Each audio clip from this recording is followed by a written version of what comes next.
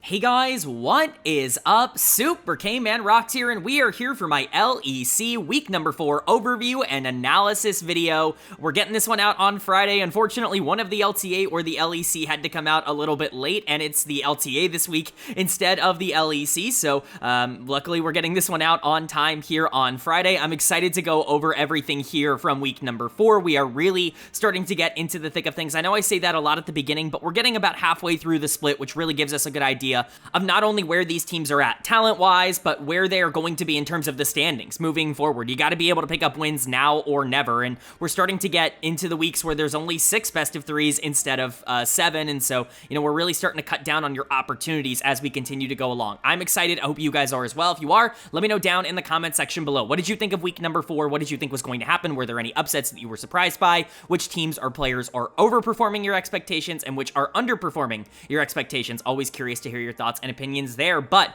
let's go ahead and get into the content. If you are new here, what we are going to do here is go series by series, talking about the advantages and disadvantages that each team was able to generate. I'll be giving a player of the series and a dud of the series for each series that we cover, and at the end of the week, I will be giving a player of the week and a dud of the week to tie everything into a nice, neat little bow. Of course, we will be updating my personal power rankings from number 1 to number 10 at the end of the week, kind of talking about where I think these teams are going, but we do have a pretty good idea of where a lot of them are at the current moment, so not going to be a ridiculous amount of changes. But with all that being said, let's go ahead and get into our first day of action. Like I said, we're cutting down on the series per week now. We're going from 7 to 6. That means there's 2 series per day, including on day number 1 here. And so kicking off day number 1 for us was a matchup between Fnatic and Rogue. And this went as you would have expected between these two teams in the form that they're currently in, with Fnatic absolutely decimating Rogue 2-0. Not really all that close of a series here. Not really a time where Rogue ever felt like they were in any of these games. I think there are some takeaways for Rogue that are kind of positive in the sense that I think there are individual players on this team, or one player on this team that is still playing really well, and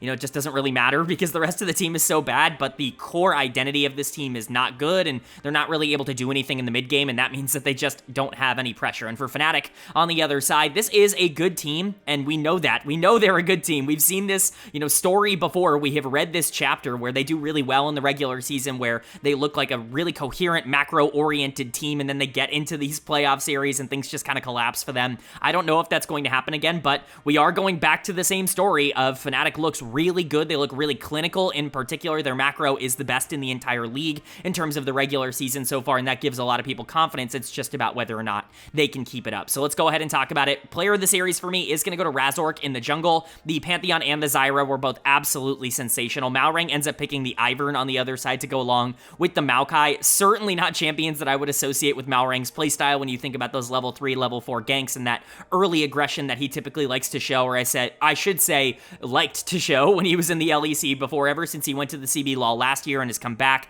onto this Rogue team, he has played basically no style of League of Legends. He's kind of just been along for the ride. He's had a couple of games where he hasn't been absolutely horrendous. He's okay at generating resources when he wants to try to invest into that, but outside of that, Maokai and Ivern are not the style that I think Rogue should be going for, and Razork punished that heavily. I get part of that is taking the Ivern away from Razork because Fnatic is just too good playing around the Ivern, but Razork is so good when you give him a champion that can just establish tempo. Obviously, Pantheon can do that through some aggressive ganks and just through really nice positioning and macro play, and Zyra can do that through tempo because she's one of the best tempo junglers in the entire game. When you give Razork free advantages in the early game, he still is probably the best jungler in the league at being able to punish those advantages. I don't think he's consistent because he really is like a one-style player. He has been his entire career. He's not a good team fighter, and he's really not good at playing from behind, but if you can give him a lead early, he's going to do better than anybody else in the entire league at making sure that that lead turns into something fantastic. He goes deathless throughout this entire series, and he definitely deserves the player of the series moniker. I think the other player that I really considered here was Upset down in the bot lane. He's just super consistent once he actually does get resources. I know some people are a little bit lower on his impact on this team because he is kind of funneled. He has a really easy job for Fnatic in comparison to what he's had to do in previous spots, but honestly, if anyone's earned it, it's Upset over the past couple of years, who's kind of been stuck on a lot of teams that have just not found a lot of success regardless of how he's been able to play. It's nice to see him come over here to Fnatic, play Kalista, Misfortune, get leads in the early game because he's a good laner, and then just be able to play that out the rest of the game, not have to be Superman every single time his team wants a win. It's nice to see. Mickey X obviously has really helped towards that, but he still is a little bit overeager in terms of some of his engages. I think Humanoid was totally fine here.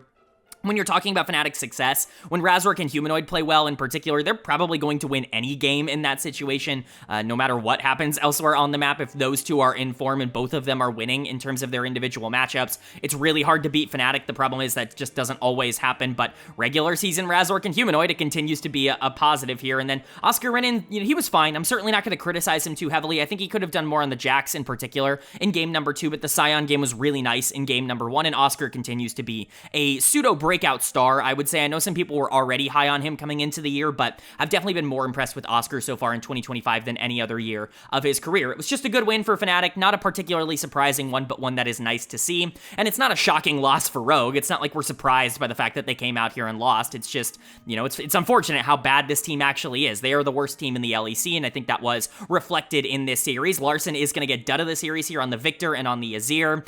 He hasn't gotten a ton of these dud of the series over the course of this year because it always feels like Rogue has bigger problems somewhere else, whether it's Malrang just completely losing in the jungle matchup, or Patrick being the worst player in the LEC in the winter split, or Execute being, one of the worst supports in terms of the way he's playing, or the rare occasion where Adam isn't actually winning. It just feels like sometimes Larson, I don't think he's going under the radar for how bad he's been, but he's not always the biggest problem for Rogue. I think this is one of the occasions where it's just like, this was a really bad Larson series and no one played worse. Larson is the easy choice. He just does nothing, and he's done nothing all year long. I'm certainly not trying to say that he's been good for this team. There have been a couple of performances where it's been like, maybe old Larson is still in there somewhere, but then it just goes right back to this, where he just gets completely out-tempoed. He plays things like Victor and Azir and does absolutely nothing in the mid game, and basically allows the enemy team to have as much pressure through the middle of the map as they want. It's not a successful way to win games. I think they've learned that pretty consistently. I don't think Larson is going to have a job in the LEC next year. Honestly, I don't know if anybody on this team outside of Adam is even going to get considered for a job in the LEC next year, just because of the way things go. Maybe Execute because the track record was there before this, but Rogue is not a good team. Adam is a really good player, and I do hesitate to say this a little bit, but I kind of was a little bit vindicated here, feeling like Adam and Oscar aren't all that different in terms of their skill levels here. I think that they're fighting it out for the third best top laner in the LEC behind Kana and Broken Blade, who I think are clearly top 2. And honestly, I didn't see anything out of Adam that would prove that that's not the case. He was really good in this series. It just doesn't matter. He's stuck on Rogue, and there's nothing he's going to be able to do about it. Some of those plays he goes for in the back half of some of these games is way too aggressive, but at least he's trying to do something. If he was on a better team, I think we would all agree that he is one of the top 3 to 4 top laners in the LEC. It's just not really the case with where he's at in his career. So for Rogue, it's Adam or nothing. Like, Patrick's been okay. He's certainly been better in the spring split than he was in the winter split, but Larson and Malrang are easily the worst jungle mid duo in the entire league. Execute is one of the worst supports. Loopy is obviously kind of running away with that title right now, but Execute's in the running in terms of how things have gone. It's gone even worse than what happened in the LCK last year for Sandbox, and so Rogue is just a disaster, and Fnatic was able to take care of that. 2 sub 28-minute wins, and some really clean ones at that. Great macro. It's not really about what they look like here, though. Again, against Rogue, it's all well and good. We need to see this macro show up against the best teams in the league more than just in the regular season, and again, it's just hard for me to believe in Fnatic more so than number 3 until they do that.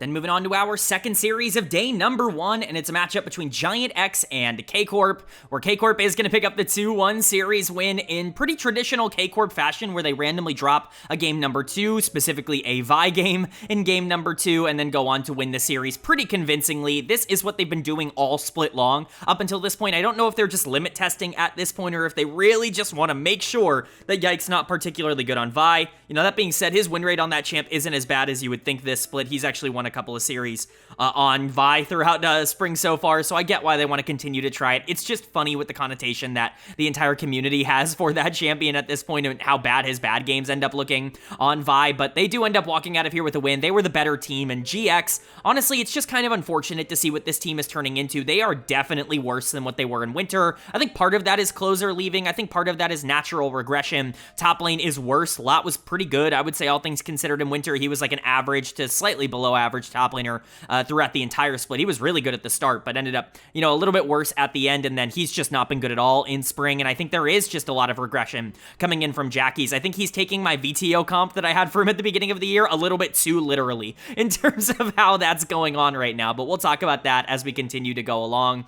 For K-Corp, player of the series was kind of hard, because this really was more of a team effort. I don't think one player individually stood out a ton more than the rest. I think this should go to either Kana or Khalees. I think both of them were definitely the 2 most valuable valuable players on the team in this series. I'm giving it to Kana because it really felt like he was the one punishing his lane opponent the most. We'll talk about Lot on the other side of this, but the difference in terms of mechanics and just raw talent on the top side of the map in this series was absolutely ginormous. It actually was not close in any capacity. Kana absolutely schooled Lot in terms of what he was doing on the top side of the map. It was pretty ridiculous. Kana's unreal right now. He's the best top laner in Europe, and I don't even think it's close. Shout out Broken Blade. I think he's a really good player. Kana is just playing different right now. This is T1 Kana, like literally copied and pasted. I think he's playing just as well as he has at any point in his entire career. So Corp are obviously really happy about that. Kalist was the other player that you really want to shout out. That Kog'Maw game in game number 3 was really good. I think with hyper carries kind of coming back into the meta, we talked about this in the LCK and in the LPL earlier on this week, with hyper carries becoming a lot more popular again because Zeri is getting some buffs, and generally speaking, I think, protect comps are getting a little bit more valuable. You don't have to carry through the middle of the map nearly as hard if you pick, one of these team fighting mages in the mid lane, something like a Victor or Nazir that we already talked about, something that doesn't need to be as aggressive in the early game. Even a Hui kind of fits into that style as well. Like those are becoming a little bit better, and so things like Zeri, things like Jinx are coming back into the meta, and here we're seeing Kog'Maw kind of be taken in a similar circumstance. We saw things like Xayah and Corki on the other side that do kind of fit into that narrative, not quite as effortlessly, but definitely fit into the narrative. I think Kog'Maw is perfectly playable in the meta right now. I think he does a lot more than people give him credit for. You get him into that stage of the game where he can start just absolutely deleting people, and he is going to do a ton of damage. I especially like pairing him up with like Maokai jungle and Braum support and Victor mid. I think these are the kinds of comps you want to draft around something like Kog'Maw. I don't think you need to go for a full funnel comp in the current meta. It doesn't need to be Lulu. It doesn't need to be, whatever, Karma mid or whatever you want to go for, Karma top. It can be a little bit more of a standard composition that just fits Kog'Maw in, but it should be one that's indexing a little bit more into making sure that they don't run the game in the middle of the game. They run it down, I should say. So credit to Kalist, credit to Corp. I think they are, reading the meta correctly here, and I think they are adapting well. Kalist played really well in that same vein. It is kind of difficult to play some hyper carries in a series like this, but I think he did fine. Targamas was also pretty good, a little over-eager, especially in game number 2 on the Leona to try and follow a lot of those Vi engages, but again, for the most part, that's pretty nitpicky. Vladi continues to be solid. Yike looked good outside of the Vi game.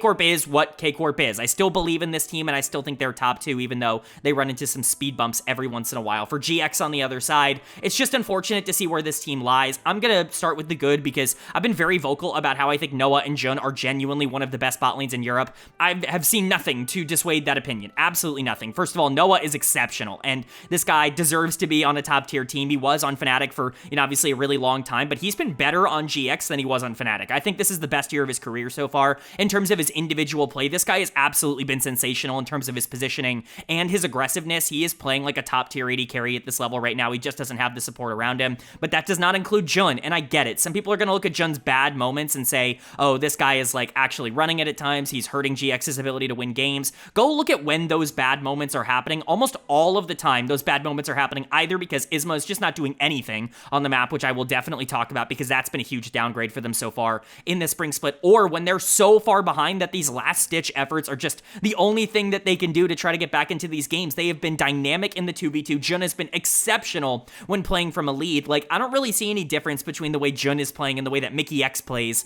when they're playing from, like, a lead. He just doesn't have a lead nearly as often as Mickey X has a lead on Fnatic. He just has a worse team around him. It's difficult for Jun to be in that position, but I truly do believe that these bot lane players are both top 3 in their individual roles. I think you could make an argument maybe Noah's not in that conversation because AD carry is really good at the LEC level, but Jun is without a doubt a top 3 support. I don't even think that's up for debate, in my opinion, but it's the rest of this team that's just not very good right now, and Jackie's is going to pay the price with dud of the series here. That Akali game in game 3 was awful, and I get that this is a hard Akali game because really your only target here is Kog'Maw. You would love to get on Victor, but it's just not going to be very realistic, and there's so much peel coming in from the side of Corp, but man, Jackie's is, like I said earlier, taking that VTO comp a little bit too literally, where he just is overextending and trying to do a little bit too much for the team. He's just been a little bit worse across 2025, and I hate to say it, but I kind of saw that coming a little bit. I did talk about this in my primer at the beginning of the year, where Jackie's breakout was genuinely just a one-split breakout. He was incredible in summer, but let's not pretend like he wasn't one of the worst mid laners in the league in spring, and even at times in winter in,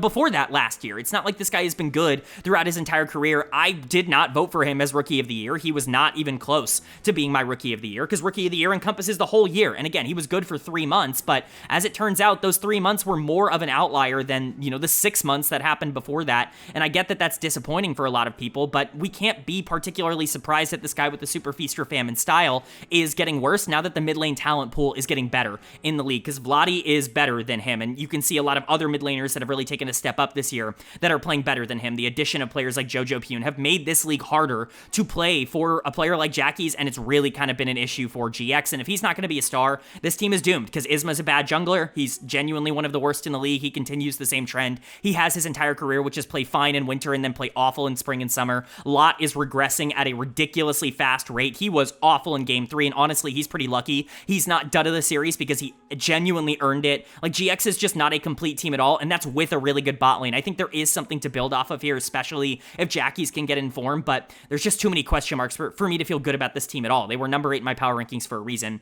And K-Corp at 2, I feel good about this still. I know a lot of people want me to put this team down because they haven't looked as consistent against these teams like GX. They should be 2-0ing. I don't care, man. They're limit testing right now. They clearly know what they're doing, and I trust the talent to be able to come out in the end. I still believe in this team once you get into best of 5s, and really at the end of the day, that's what the power rankings are for. And so for now, K-Corp stays at number 2 and is one of the favorites to win the LEC.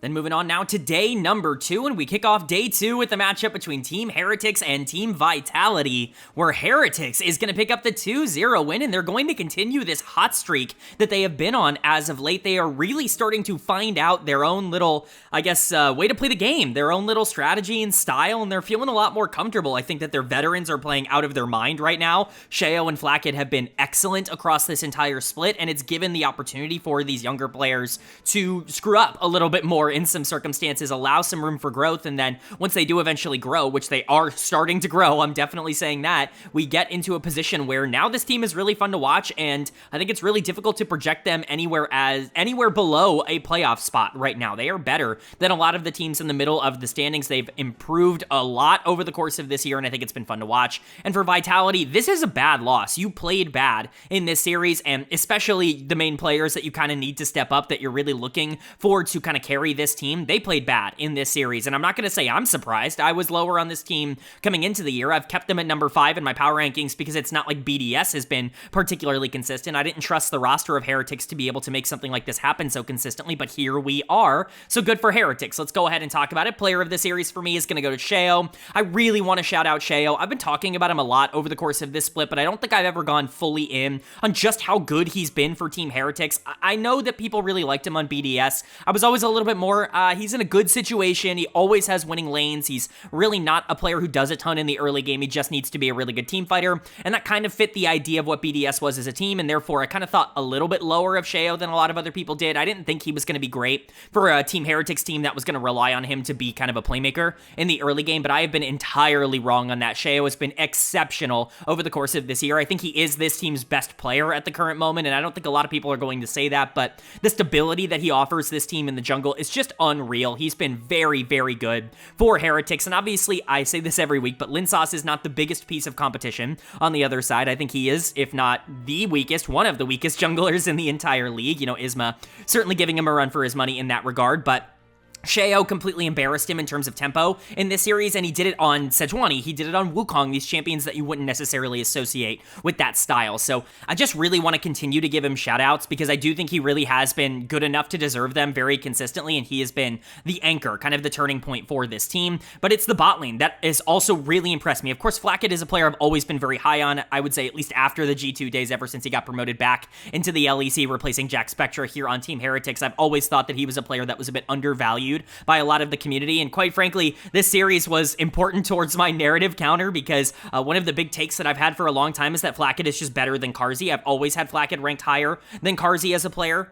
And you know what? In this series, I don't even think it was debatable. Flacket was infinitely better than Carzzy, who is just way too inconsistent for me to consider him a top-tier AD carry. I'm not saying Flacket's top-tier or anything like that, but I think if we were ever looking at ways to feel a little bit vindicated for some of my takes, this is a pretty good series to feel vindicated in that regard because Flacket was exceptional. Stend is really coming along. He was unbelievably good last week, and he's carried that good form into this week. Carlson has been way better on the top side. He's genuinely been a positive for this team, which he was not at all in winter. I thought he was the weakest top laner in the league in winter. To see that growth because he was given some time to come along, I think has been good. And while Kamalu is certainly not a consistent player at any stretch, like I think he is a player that is very one-dimensional in terms of his style, he still was good enough for them to be able to win in this series. And if he's the one who's establishing the least amount of pressure in the middle of the map, and Flacket and Stend are winning, and Carlson's doing well on the top side, and Sheo is running the early game, that's a recipe for being a top 5 or a top 6 team in the LEC. And I just did not think Team Heretics was going to be capable of that, especially this early. Like, maybe they get there by the end of summer, but to do it in spring and to do it in the middle of spring is really impressive. And I've really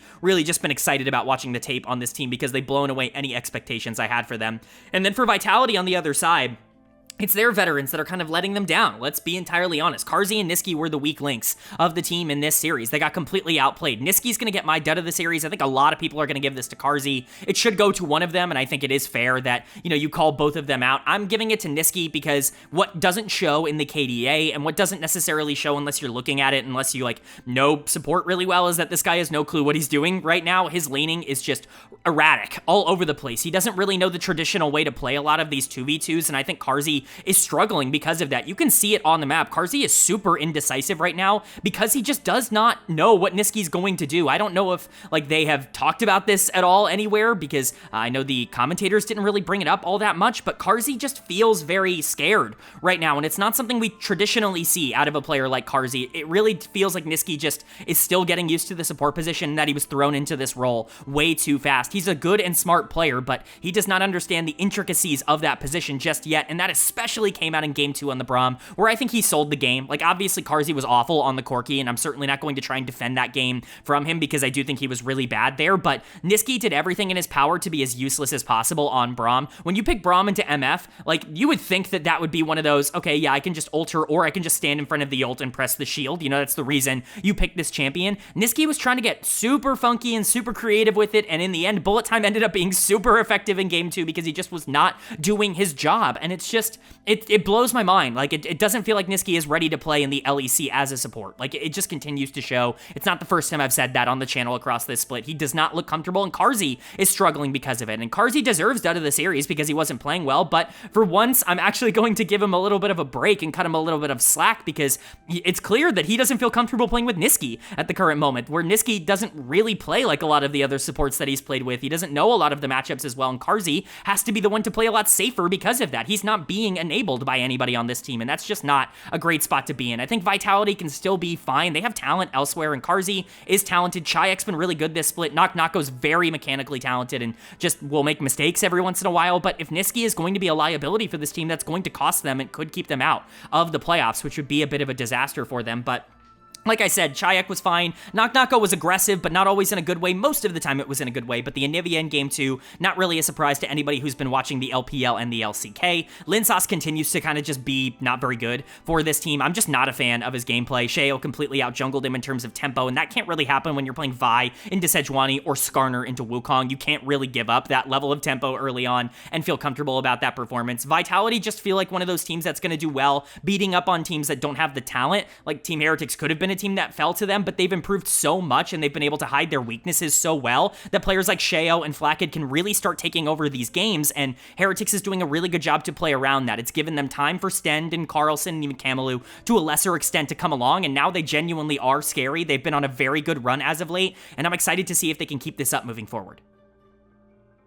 Then moving on to our second series of day number 2, and we finally get a real upset here in week number 4. It's G2 Esports taking on Team BDS, and BDS is going to pick up an absolutely gigantic 2-0 victory. They don't drop a single game to G2 here in this series. Obviously, you don't want to freak out or overreact to a series like this, but if BDS is ever going to become a team that actually competes to be like the best of the rest, top 5, like I've kind of hoped they could be in recent memory, this is exactly how they are going to be able to do that. These are the kinds of wins, not only that they need to pick up, but the way that they won here, this is the style that ends up working out for them.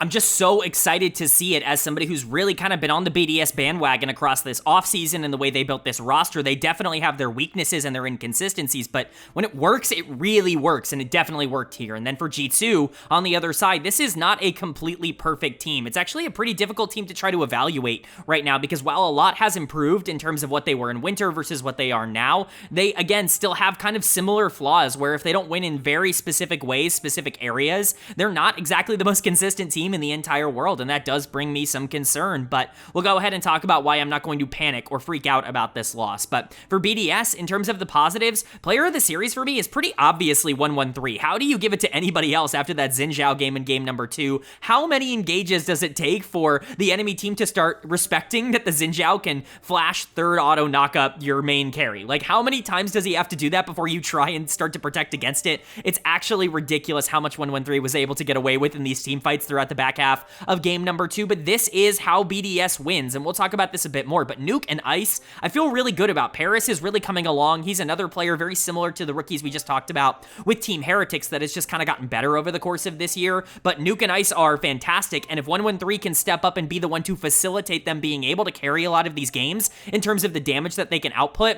that's how BDS is going to win. I'm a fan of 113. I was a real big defender of him when BDS signed him in the offseason. I really didn't see a gigantic difference between Skewmond and 113 in terms of their production. Now, they got there in entirely different ways. Skewmond is definitely more of your traditional Maokai, Sejuani, facilitative type of jungler who plays better in the back half of games, whereas 113 prefers to play things like Xin Zhao that can skirmish a lot more, or, carries that can be a little bit more resource heavy. They're different players, but I thought that they were both relatively equally as effective in the LFL last year, and so to see 113 come out here and, quite frankly, completely out-jungle Skewmond in game 2, like, make it not even close in that second game, I'm really, really impressed, and I'm hopeful he's going to be able to keep it up. How do you not shout out Nuke, though? Nuke, I think, got broadcast player of the series, and I get it. He was the damage carry throughout the entirety of this series. Nuke's exceptionally good. It's funny, because the narrative around Nuke for a long time was just that he had this sort of mental block against Caps, that he was a really good player, but always going into Caps, he played his worst games. It was always G2, where it felt like Nuke could not overcome that team.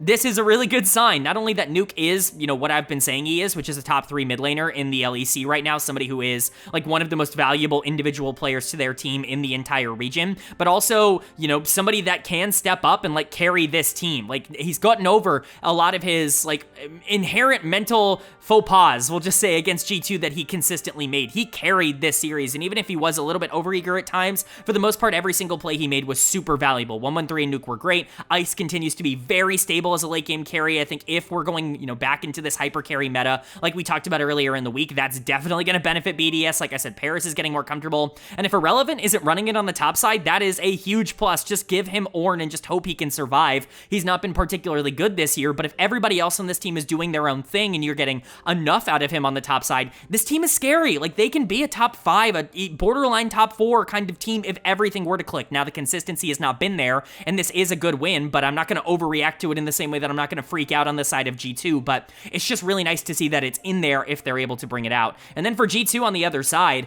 it wasn't a good series. Like, honestly, a lot kind of went wrong for them, but I think there are some encouraging traits. Dud of the series was really tough. I'm unfortunately giving it to Labrov, even though I don't think he was the worst player in either game 1 or game 2. I just think that the worst player in game 1, Caps, was fine in game 2. I certainly didn't have him being the worst player on the Rift, and the worst player in game 2, Skewmond, was actually the only player doing anything in game number 1 on the Dr. Mundo, and so when you're looking across both games, the only player that I think played objectively bad across both games was probably Labrov, but it's just more of a team dud of the series. Again, if you wanted to give this to Caps for game 1 on the Taliyah or Skewmond for game 2 on the Vi, I completely understand. I don't think any of those 3 ended up playing well here. I'm not blaming Hans or Broken Blade. I think both of them were fine here, but Labrov needs to start getting a bit more consistent in terms of these engages. Again, when he gets pressured, when he feels like he's on the back foot, things don't go well. That Nautilus game in particular in game 1 was not great. Caps, like I said, was awful on the Taliyah, was just completely out-pressured by Nuke on the Tristana, who was everywhere on the map. It was really cool to see that. And then, of course, Skewmond just lost all pressure early on in game 2 to the Xin Zhao, and then did absolutely nothing to try and peel for his primary carry in the Hui at the end of the game. It's just not a great look from G2. I think if you're looking for reasons to be frustrated or upset or to freak out about this team, there are some here, but I think the reason that I'm not going to panic all that much is because a lot of the things that they struggled with in this series and game 2 in particular are things they've actually been really good at for the most part over the course of this this split, most specifically like Skumon feeling comfortable playing through the mid game with his team. That was not good from them in game 2, but it has gotten a lot better over the course of spring. It's obviously not great to see some regression back to what he was at the beginning of winter. However, I do think that this is just one of those games you probably have to chalk up to being a little bit variant, like 1-1-3 just having a little bit too much pressure and G2 maybe not taking it nearly as seriously as they should. I'm not going to sit here and say that Skumon is regressing and, kind of going back to what he was at the beginning of winter, but it is worth noting that this is something that we saw out of him pretty consistently. These are the games that made me hesitant to call him a top 3 jungler heading into this split. He obviously has been in terms of production so far, but, he's not a perfect player, and Caps has struggled more this year than he certainly did last year. Labrav has certainly not been, consistent here. Hansama's not carrying games. He's never going to be able to be, the guy who just wins in spite of the rest of his team. Broken Blade is good, but he's not been, the best top laner in the league. That's been Kana, and so as much as I still like this G2 team, and as much as I do think they are still moving in the right direction, this isn't exactly the most encouraging sign, but this is encouraging for BDS, especially coming off of last week where they didn't really look all that good as a team. To see that they can figure out their own playstyle, and when they do execute it, they actually can beat the best teams in the region is an awesome sign. I just need to see them be able to do it more than every so often, but the playbook for success is right here. You've shown what you need to do. You just need to be able to follow it now. Then moving on to day number 3, our final day of the week here in week number 4, and we kicked it off with a bottom of the table clash between SK Gaming and Rogue, where Rogue are going to be able to pick up the 2-1 series win. This is pretty big for them to kind of prove that they're not at the bottom of the standings, that SK, despite some of their upset wins, despite some of their good looks, might not be nearly as high up as expected. I felt pretty good about keeping this team in the bottom 2. That has been even more vindicated by the fact that they couldn't come out here and beat Rogue, but Rogue, it's one player, man. It's not one player. That's not fair to say in terms of how they ended up winning this series, but really, dude, Adam is too good to be on this team. He's player of the series, and it's incredibly obvious to anybody watching that he is ridiculously talented. I get that there are off-the-rift concerns when it comes to him individually as a player, but you can't pass over this kind of talent. If you're a top-end team, if you're a team that's really struggling to find consistency near the top of the standings, I would bring Adam in right now. I would be making every single call to Rogue to buy out his contract, to trade the player, and to try and get him on your roster. I know it would be really funny, but imagine the current BDS team with Adam in the top lane instead of Irrelevant. It would be an infinite upgrade for them, and it's just crazy that he's stuck here on Rogue. Obviously, the Galio in game number 1 wasn't exactly what you would dream of, but the Ambessa and the Aatrox throughout the back half of the series were both really, really great.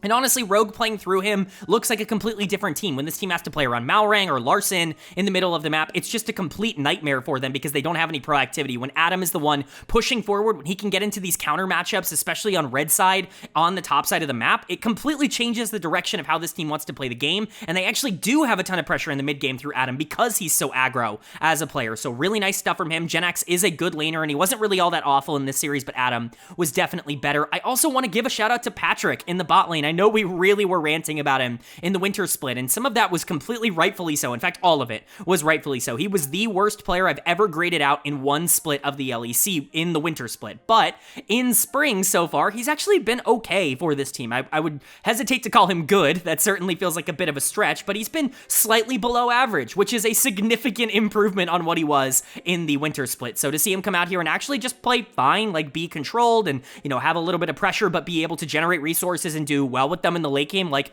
old Patrick would have done, it's a really good sign. Larson was fine here. Malrang was certainly much better here. Again, I think this team functions a lot better once Malrang and Larson are background players for them when they don't have to do a ton. I think the meta is, fortunately for them, kind of moving into a state where that can be a little bit more doable, where bot lane can be a bit more of a focal point in the early game, where top lane, as long as Adam can get these big leads 1v1, can actually do a lot in the mid game. That's the hope, I think, for Rogue, is that Malrang and Larson can be secondary players, because they were in this series and they were pretty good in that role. Execute is still way too aggressive and honestly is starting to sour on me in terms of his actual gameplay. He was the worst player on the team by far in this series and honestly kind of sold it at times. That game 1 on Rakan was horrendously bad, but, at the end of the day, Rogue picked up a win, and can you really say you wanted anything else out of this team? Getting any wins for them is going to be a positive right now. But for SK, the hype, unfortunately, was a little bit too much. I was still a lot lower on this team. I didn't think the upside necessarily matched the results up until this point, and I do think that that unfortunately has been the case. There are quite a few players on this team that are continuing to struggle, most notably Loopy in the support position. I continue to be absolutely flabbergasted by their willingness to keep playing him, because really the only reason he was ever brought in the first place, as far as I'm aware, is because he had that synergy with Rahel as their AD carry in the winter split. Rahel ends up getting replaced by Kadui in the AD carry role, and now Loopy is just the worst support in the league with no synergy, no other Koreans on this team to be able to communicate with easily, and it just feels like a disaster fit. Like, Loopy is a bad player in a bad situation. He's probably the worst player in the LEC at the current moment, and there is a big running for that. There are players on the other side of this matchup that would honestly argue for that, but Loopy is making a strong case to be the frontrunner for worst player in the LEC, and that's not great. Bukata also had what I would consider to be his first, like, real bad series, where he definitely just didn't have any pressure at all. Part of it was his fault. You know, Jarvan, not necessarily the thing that I would love to pick in a game number 3 that you need to win, especially trying to balance off of like a Jarvan Sivir win condition, Jax in the side lane. It just feels a little bit too difficult to execute, in my opinion, but I think Bukata's fine as a player. I'm not going to criticize him too heavily because his lanes weren't great. Reeker had good and bad moments. I think he's been better in spring, but that's because he was awful in winter. Kadui was fine. GIANTX was basically inactive on the top side. He just wasn't winning in lane and wasn't doing anything in the late game, which really is not ideal for him as a player who's more lane dominant, but SK losing this isn't really that great of a sign. I don't even think this was all that bad of an effort from them individually as a team. They just were worse than Rogue, and I think if Adam is going to come out here and easily be the best player on the Rift in a matchup between the two worst teams, doesn't that kind of show you that Rogue is a better team than SK? It's really not a great spot. They're probably still the worst team in the league, regardless of their upset victories, and Rogue, maybe they're still the worst team in the league. I think that it's fair to look at this win and go, well, who cares, right? Like, this team is still really bad, and they lose harder than anybody else to the teams that are actually good, and they certainly lose more consistently than anybody else, but there is something in here. Adam is too good to be on the 10th place team, and Patrick is in better form now than he has been recently. If they are able to move some pressure out of the middle of the map and maybe make that a little bit less of a focal point for the team, I do think they could find more success. I just have a really hard time believing that that's going to be something they can consistently do. But that's going to bring us to our final series of the week here in week number 4, and it's another really fun upset. It's Movistar Koi taking on Team Vitality, and Vitality is going to pick up a big victory here. They don't drop a single game. They 2-0 Koi in their win here, and honestly, they were the better team by a pretty considerable margin, and I just have to say, I kind of called this with Koi. I didn't call it with Vitality. I certainly don't want to sit here and be like, I've been a Vitality defender. I've been a bit of a Vitality hater over the course of this year, but I've been pretty vocal about how even with Koi looking pretty good in terms of how they've beaten up on bottom tier teams, this team is still one-dimensional. They have one way that they can play the game, one way that they can win, and that's when they have pressure through the middle of the map. If they don't have that, if JoJo's not winning 1v1 and if Elyoya doesn't have a lead going into the mid game, this team is doomed. They don't have anything else they can play through, and that's not a slight on players like Supa and Alvaro, who I think are excellent and certainly are good enough to be able to be primary options to carry a team to top 3. It's just that this team is not set up in a way where JoJo, Elyoya, and Mirwin can lose gracefully. If they lose, the game is over. That's just how things have gone for Koi, and that's what Vitality took advantage of in this series. They played excellent, way better than they did earlier on in the week. The fact that this is the same team that we just saw lose to Team Heretics is absolutely absurd and quite frankly unfair, but we'll go ahead and talk about it because so much changed. The players that stood out, we talked about, Karzi and Niski need to be the two players that really step up and stand out. Not in this series, they didn't. Nako and Linsas were incredible on the top side here for Vitality. Definitely the strength of the team. Linsas is going to be my player of the series. Part of this is the Nefiri, like obviously getting the strongest champion on the current patch and being able to take over there is gigantic, but Elyoya had nothing to do in this series. I talk about it. When Elyoya does not have pressure in the early and in the mid game, he's just a worse version of Razork, where he just can't do anything, and I always thought he was a better version of Razork, but clearly that's not necessarily been the case over the past year and a half or so, ever since like the winter split of last year, where now, once he's taken advantage of, he just crumbles. He doesn't even try to do anything in the back half of the game. At least Razork runs it down like a real man. Like Elyoya just sits there and does absolutely nothing while his team ends up losing, and Linsas took huge advantage of that. This is his best series ever in the LEC. I don't even think it's debatable. This is the best he has ever played, Linsas, that is, in terms of an LEC, a tier 1 series. We need to see more of this. If he can do what he did on the Pantheon in game 1, and especially on the Neferi in game 2 more consistently, that immediately increases Vitality's potential. Now, I'm not saying that I'm completely changing my mind on Linsauce. I still think that he's a player that needs to do a lot more consistently, at the very least, in order for me to consider him a good jungler at this level. But to know that it's in there, especially as a player that I loved coming out of tier 2, it's just really great to see. And then, of course, Nako is the other player you have to mention on the other side of this. He decimated that top lane matchup. Mirwin has been better, I would say, over the course of 2025, but most of that analysis was coming from Winter, where I thought he was really good in Winter. He's not kept it up in Spring. He's kind of gone back to being Mirwin, where now he picks Gwen and Gnar, and he gets trounced in lane again, and it's frustrating to see that that is the case. Of course, we'll talk about him when we get more into Koi, but for Nako on the other side, this is a big, big win. He played incredibly well in this series, and especially on the Silas in game number 2, and I understand why Broadcast voted him for player of the series, because he was really flashy and really effective. He dominated Mirwin in terms of the 1v1 on the top side, so credit to him. Karzi and Niski were much more comfortable here. Niski in particular felt a lot more comfortable. I'm not sure if it's because he has like the read on Elyoya as a player. That's always kind of been the narrative with Niski. Obviously, the memes about him, looking at him after the game are very funny, but Niski played way better. Whether that was because of the matchup or not is up for you to determine, and Karzi felt a lot more comfortable to be able to play out laning phases because of that. Chayek was better than Jojo Pyun in the mid lane, which isn't surprising. Chayek's been really good in the LEC. Vitality just kind of clicked in this series. How repeatable is this?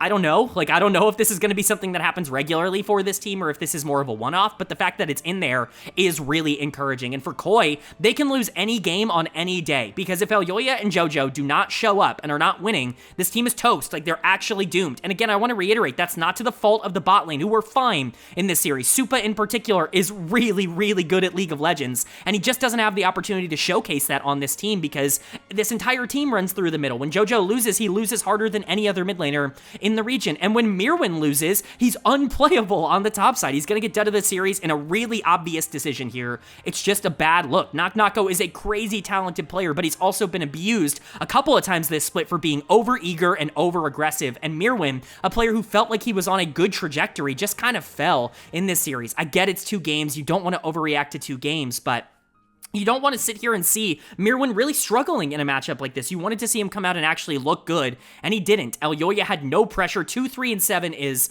indicative of the gameplay because he had the least amount of deaths because he gave up halfway through both of these games because he knew he couldn't contest. He lost all the pressure in the early game, and he just stopped trying to make plays. It's frustrating. Jojo wasn't good. Again, Supa and Alvaro were fine. I'm certainly not blaming them, but Koi is a one-dimensional team. That one dimension is good enough to beat most teams in the LEC because of the sheer talent on this team, but pretending like they have any macro or any plan after winning early through the middle of the map is just disingenuous to who Koi is in their current form. They are a team that either wins or doesn't through the middle, and I think that's unfortunate because there's too much talent on this team for that to be kind of the outcome, and that's why they've been the gatekeepers. It's why they've been at number 4 all split. And then for Vitality on the other side, this win definitely reinstills some confidence in me after such a bad start to the week, losing to Team Heretics. I think that there still is a lot to like out of Vitality. If they can just get a bit more consistent like this on the top side of the map, if Linsauce and Nako can start actually being positives game in and game out for them, they can be very scary. Niski even looked good in this series. I'm really excited to see where it goes, but this is easily the biggest win for Vitality of the split. All right, but that is going to do it for my LEC week number 4 overview and analysis video up on the screen. The updated standings after 4 weeks of action. No more ties to break. We have a pretty good idea of where a lot of these teams are going to be sitting. Of course, a variant amount of series played by each of these teams. G2 sitting at only 4, K-Corp sitting at 6. We've still got a lot of games left to play because of the imbalance of the schedule, but we definitely have a better idea, and you can see that in my power rankings, which are listed to the right of every single team in that first column. And change is going to be how they've changed from last week to this week. We can go over risers and fallers. I'm not making a change at the top of the power rankings. G2 is going to stay at number 1 despite taking their first series loss of the split. Obviously, it's not great for them to lose to BDS, but they did so in a way that was so out of character for how they've played so far that I think I'm willing to give them a bit of an exception. Now, if they start to show that this is something that comes up a bit more than once every while, that's when I'm going to start getting concerned. But if this is a team that I expect them to be moving forward, then I still think they are the team I would pick to win the LEC this split. I just think this is a bit of an outlier. K-Corp stays at 2, Fnatic stays at 3. I get that it's probably been flipped in terms of, how their performances have gone so far this split, how convincing their wins have been, but I trust Corp more in a best of 5, and that's why they're staying at 2, and Fnatic will stay at 3. Koi even stays at number 4. I get that this team did not look very good at all in their series against Vitality, but they are a team that is one-dimensional. I think they'll be fine in a playoff series where they have a big talent advantage against anybody below them, but they're not going to do well into that top 3. They've kind of been separated from that for a while now.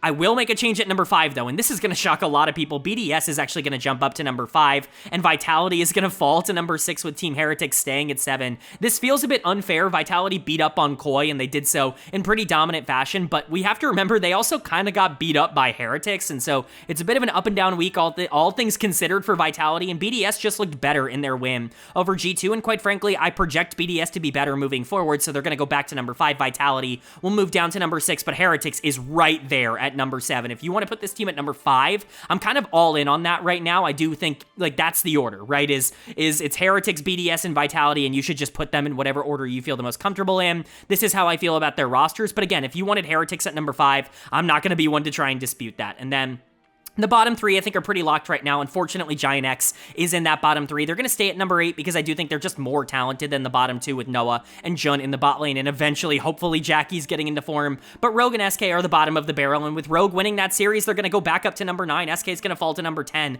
I get that SK might have been better over the beginning part of this split. I don't project them to be better moving forward. These are the bottom 2 teams at the moment. Maybe GIANTX could eventually join them if they continue to underperform, but those are my power rankings for now after 4 weeks. Let me know what you agree with or disagree with down in the comments section below. But let's go ahead and move into my player of the week and my dud of the week for week number 4. Player of the week, it's going to go to Sheo, the jungler for Team Heretics. I talked about that big win over Vitality. He was unbelievably good in that series, and I just think he's been unbelievably consistent for Heretics across this entire split. The Sejuani and the Wukong this week were excellent. Him being able to completely out-jungle Linsas, who was really good later on in the week, is a really big sign, but I think Sheo is such an integral piece to what Team Heretics is doing at the moment. I don't think he gets enough credit. I don't think he's getting brought up enough as a player who's been excellent across 2025. He's going to get my player of the week here for week number 4. And then my honorable mentions, Razork, the jungler for Fnatic. They had a really dominant win at the start of the week over Rogue, and Razork was kind of the driving force there. And then Adam. I know that they lost a series this week, but Adam played 2 series, and he was really good in both of them. I had to give him an honorable mention. He is just way too good to be stuck on Rogue in its current configuration. This guy is ridiculously talented. It's a take that I've had for multiple years, and it continues to age well year over year over year. This guy is just too good for the reputation that he has. Again, I get the off-the-rift stuff, but at least for now, he's got to be considered one of the best top laners in Europe, and he is an honorable mention for my player of the week alongside Razork, which goes to Sheo, but my dud of the week, unfortunately, is going to go to Mirwin, the top laner for Movistar Koi. I like Mirwin. I think he's made some nice strides over the beginning part of this year, but this is easily the worst he's looked in 2025. He got destroyed in their series against Vitality. Nako is the kind of player that has the mechanics to be able to beat somebody up like that, but certainly does not have the consistency you needed to come out and at least be able to survive, and he didn't. He looked awful in both of their games, and he was a pretty easy choice for dud of the week. So Mirwin's going to get my dud of the week, and Sheo will be getting my player of the week here for week 4, but that's going to do it. I do hope you guys enjoyed. If you did, leave a like. It really does mean a lot to me. Lets me know you guys are enjoying the content, and it does help get this video out to a lot more people, which I'm always very appreciative of. If you're new here, hit the subscribe button. We'll be posting about the rest of the LEC split on this channel every single week, but we also cover all 3 of the other major regions, so the LTA North, LCK, and the LPL every single week. We also cover the NACL Tier 2 in North America, so if you're interested in a comprehensive overview of everything going on in LoL Esports, this is the place for it. Hit subscribe and hit that bell so you can be notified when those videos do go live, but with all that being said, I hope you all are having a great day. I hope you continue to have a great day, and I will see you all